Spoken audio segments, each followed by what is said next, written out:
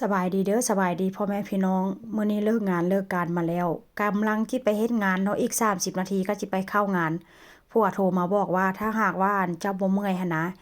เฮ็ดบักกาดิโยหรือว่าเฮ็ดแซนด์วิชให้ค่อยแด่ว่าเช่นพ่อแม่พี่น้องค่อยก็ฟ้าวเอาแท้ว่าเพราะว่าหยังอีก30นาทีค่อยก็ต้องไปเข้าเฮ็ดเวียกเนาะเนื่องจากว่าผัวเลิกงานมาก็4ทุ่มครึ่งพ่อแม่พี่น้องค่อยก็4ทุ่มครึ่งคือกันเพราะฉะนั้นแล้วก็ มันก็เป็นไปบ่ได้เนาะเพราะว่าผัวจิเข้ามาแล้วมาบ้านแล้วก็มาเฮ็ดกับข้าวกับน้ำฮอดเวลานั้นก็คือแบบว่าเมื่อยแล้วพี่น้องเพราะว่าไปเฮ็ดงาน8-9ชั่วโมงว่าซั้นซะข้อยก็เลยว่าบ่เป็นหยังดอกข้อยก็บ่ได้เมื่อยหลายเนาะเพราะว่ามื้อเช้าข้อยไปเฮ็ดเวียกมื้อเช้านี่ก็ประมาณ3-4ชั่วโมงมันก็บ่ได้เมื่อยหลายหันนะข้อยก็เลยบอกว่าข้อยสิเฮ็ดไว้ท่าดอกมื้อนี้ก็จิมาเฮ็ดบักกาดิโยพ่อแม่พี่น้องหรือว่าขนมปังยัดไส้ว่าซั้นซะเนาะคนทางนี้ส่วนหลายเขาเจ้าจะกินขนมปังเป็นหลักแต่ถ้าหากว่าคนบ้านเฮาเนาะส่วนหลายก็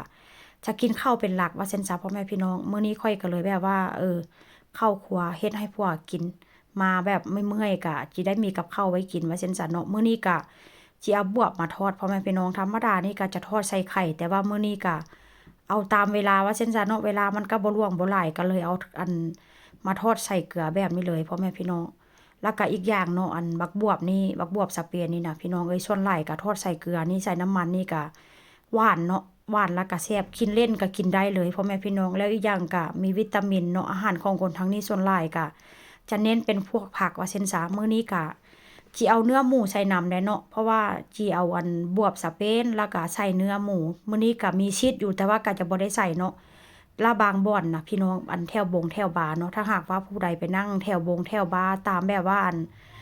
อันบาร์เนาะเขาเจ้าจะเฮ็ดแบบว่าอันพวกแซนด์วอกแซนด์วิชเป็นพวกขาหมูทอดเบคอน ใส่ขนมปังหรือว่าเป็นพวกแบบปลาทูนกทูน่าสิเนาะเขาเจ้าจะอันเฮ็ดเป็นพวกแบบว่าคล้ายๆอันพวกแซนด์วิชเขาเจ้าจะขายตามบาร์ถ้าหากว่าผู้ใดเคยไปนั่งกินหรือว่าผู้ใดเคยมาเที่ยวยุโรปเนาะก็จะฮู้ว่าเขาเจ้าขายหรือว่าเขาเจ้ากินแบบใดว่าซั่นซะหลังจากนั้นเนาะค่อยก็จะหั่นแบบเนื้อหมูแล้วค่อยก็จะมาทอดแบบนี้เป็นหยังค่อยจังหั่นเนื้อหมูหั่นเป็นข้างๆแบบนี้ค่อยก็เลยอันแบบว่าค่อยก็เคยลงคลิปไปว่าซั่นซั้นเนาะพ่อแม่พี่น้องขอโทษเด้อเว้าผิด ค่อยก็เคยลงคลิปไปเนาะอันที่หั่นเนื้อหมูอันแบบนี้นะเวลาเราไปทอดเนาะมันที่แบบว่าบ่ได้กรอบบ่ได้งอเข้าแล้วมันก็จะเฮ็ดให้เนื้อหมูของเรานะพ่อแม่พี่น้องค่อนข้างจะงามว่าเช่นซั้นเนาะหลังจากทอดเนื้อหมูแล้วค่อยก็จะมาตัดขนมปังแบบนี้เลยขนมปังนี่ก็ส่วนหลายเนี่ยก็จะซื้อแบบมือต่อมือเนาะพ่อแม่พี่น้องถ้าหากว่าซื้อมามื้อนี้กินบ่หมดก็ได้เอาทิ้งเพราะว่าหยังมันค่อนข้างจะแข็งว่าเช่นซะ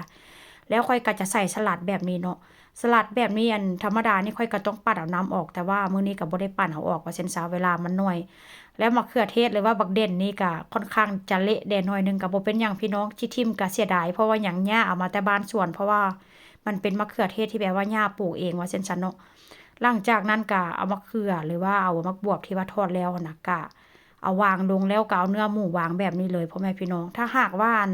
ผู้ใดมีพวกทรงพวกซีดหรือว่ามีไข่ดาวเนาะก็สามารถเอามาใส่เพิ่มได้แต่ถ้าหากว่าอันกินผู้เดียวมันก็คือที่หลายโพดเนาะเพราะฉะนั้นก็ใส่แค่นี้ก็พอแล้วหรือว่าทาแบบพวกอันเนยหั่นน่ะเนาะเป็นพวกเนยข้าวโพดหรือว่าทาซอสมายองเนสใส่ก็แซ่บพี่น้อง